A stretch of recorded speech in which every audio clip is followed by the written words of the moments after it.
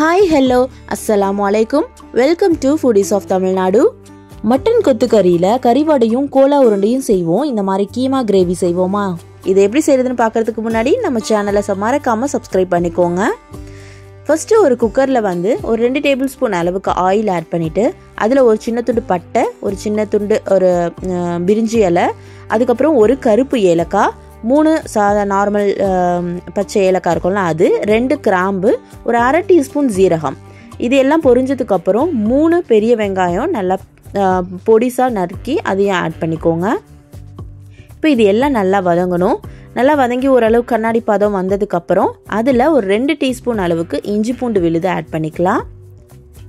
இஞ்சி பூண்டு விழுதும் நல்லா பச்சை வாசனை போகிற வரைக்கும் நல்லா வதக்கி எடுத்துக்கலாம். இப்போ இது கூட மசாலாஸ் எல்லாம் ஆட் பண்ணிக்கலாம். 2 டீஸ்பூன் மிளகாய்த்தூள், அரை டீஸ்பூன் மஞ்சள் தூள், 1 டீஸ்பூன் மல்லித்தூள், 1/4 டீஸ்பூன் கரம் மசாலா, அரை டீஸ்பூன் மிளகுத்தூள், ஒரு அரை டீஸ்பூன் அளவுக்கு சோம்புத்தூள்.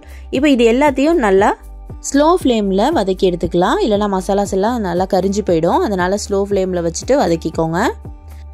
இது நல்லா வதங்கினதுக்கு அப்புறம் நம்ம நல்லா க்ளீன் பண்ணி வச்சிருக்கிற மட்டன் கீமா கொத்துக்கறி அதை நம்ம இதில் ஆட் பண்ணிக்கலாம். நான் இது ஒரு 1/4 கிலோ அளவுக்கு எடுத்திருக்கேன்.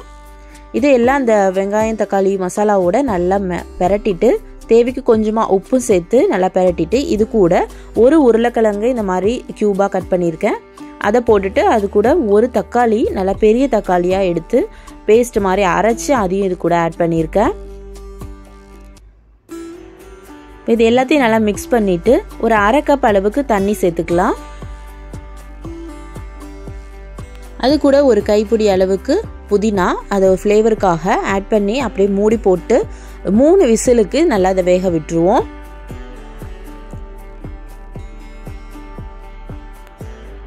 இப்போ இது நல்லா வெந்து ப்ரெஷர்லாம் நல்லா அடங்கினோன்னே நம்ம இதை ஓப்பன் பண்ணிடலாம். சூப்பராக ரெடி ஆயிடுச்சு. இது தண்ணியாக இருக்கிற மாதிரி இருந்துச்சுன்னா கொஞ்சம் அடுப்பில் வச்சு ஒரு கொஞ்சம் நேரம் சுண்ட விட்டுக்கோங்க அந்த தண்ணியை.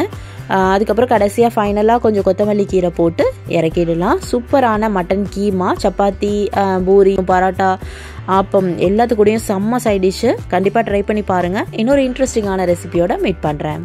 தேங்க்ஸ் ஃபார் வாட்சிங்.